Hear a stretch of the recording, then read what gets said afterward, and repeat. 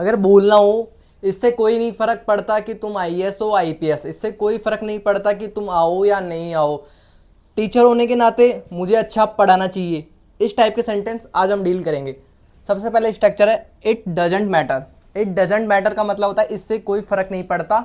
इसके बाद में आता है वेदर, सब्जेक्ट V1 या इसके बाद में और या नॉट। जैसे एग्जाम्पल है it doesn't matter, it doesn't matter इससे कोई फर्क नहीं पड़ता।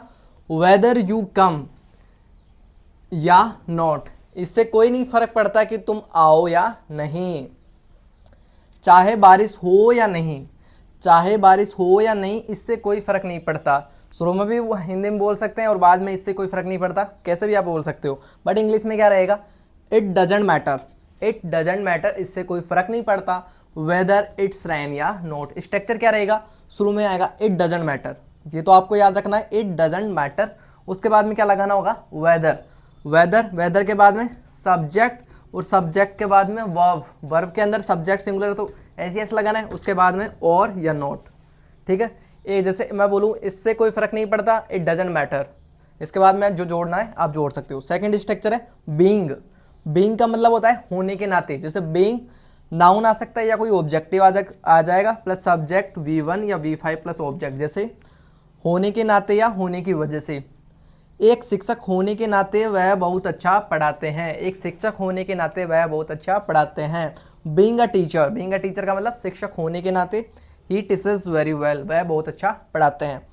मित्र होने के नाते being a friend, being a friend तुम हमेशा मेरी मदद करते हो, मित्र होने के नाते तुम मेरी हमेशा मदद करते हो, तो यू ऑलवेज हेल्प मी। इसमें क्या याद रखना है, इससे कोई फर्क नहीं पड़ता, इसको इंग्लिश में बोलते हैं इट डजेंट मैटर। होने के नाते या होने की वजह से हो तो बीइंग है, टीचर जो प्रोफेशन है जो भी डिग्री है तो बीइंग है, जैसे मनुष्य होने के नाते बीइंग अ मैन। अगर आपको बुरा ना लगे, यदि बोला हो अगर आपको बुरा ना लगे तो बोलना होगा if you don't mind. If you don't mind का मतलब होता है अगर आपको बुरा ना लगे, सब्जेक्ट वर्ब ऑब्जेक्ट, क्या करना होगा, जैसे एग्जांपल अगर आपको बुरा ना लगे तो मैं कुछ कहना चाहता हूं, अगर आपको बुरा ना लगे तो मैं कुछ कहना चाहता हूं।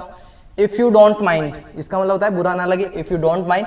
बाद में क्या होगा, सब्जेक्ट मैं कुछ कहना चाहता हूं, I want to do, I want to say something. आपको क्या करना होगा, बस ये पार्ट है ना इफ यू डोंट माइंड ये बोलना होगा, इसके बाद में जो आपका मन करे जैसे सेंटेंस हो वो आपको चेंज कर देना है, but if you don't mind ये नहीं बोलना।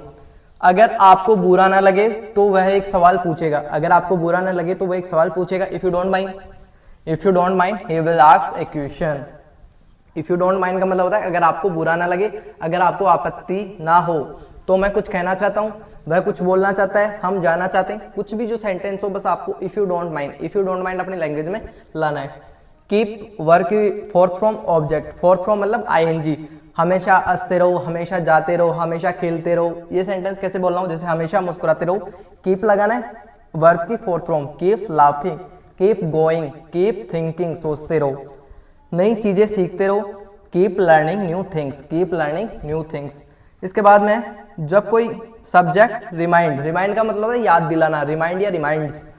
ऑब्जेक्ट प्रोनाउन या ऑब्जेक्ट, जैसे जब कोई व्यक्ति या चीज किसी की याद दिलाती है, जब कोई व्यक्ति हो या कोई चीज हो किसी की याद दिलाता है तो क्या यूज करेंगे, रिमाइंड वाला कॉन्सेप्ट। जैसे तुम मुझे मेरे बचपन के दोस्त की याद दिलाते हो, तुम मुझे मेरे बचपन के जो दोस्त है ना उनकी याद दिलाते हो, तो कैसे बोलना होगा, यू यानी तुम, रिमाइंड यानी याद दिलाते हो, किसे, मुझे, तो यू रिमाइंड मी, ये इतना बोलना होगा, you remind me of my childhood friend, किसकी याद दिलाता है, ऑफ माई चाइल्डहुड फ्रेंड।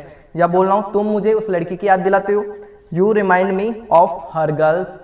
ऐसे करके आपको बस क्या करना है, यू रिमाइंड मी ये कॉन्सेप्ट बोलना है, उसके बाद जो सेंटेंस उसको थोड़ा चेंज कर देना है। तुम्हारा चेहरा मुझे उसकी याद दिलाता है, जो तुम्हारा जो चेहरा है ना मुझे उसकी याद दिलाता है, your face remind me of her, your face remind me of her. तो आज क्या क्या पढ़ा हमने, एक कॉन्सेप्ट पढ़ा इफ यू डोंट माइंड यदि आपको बुरा ना लगे, एक पढ़ा कीप वर्ब की फॉर्म मतलब हमेशा हंसते रहो, जाते रहो, हमेशा चिल्लाते रहो, कुछ भी जो सेंटेंस है जिसके अंदर आईएनजी आ जाएगा कीप के बाद में वो सेंटेंस बन जाएगा। एक पढ़ा था आपका चेहरा मुझे उसकी याद दिलाता है, और 2 सेंटेंस पहले पढ़ा था। उम्मीद है वीडियो आपको अच्छी लगी होगी, अच्छी लगी तो अपने दोस्तों के साथ शेयर करें, सब्सक्राइब करें इस चैनल को, और ऐसे इंटरेस्टिंग वीडियो देखने के लिए रोज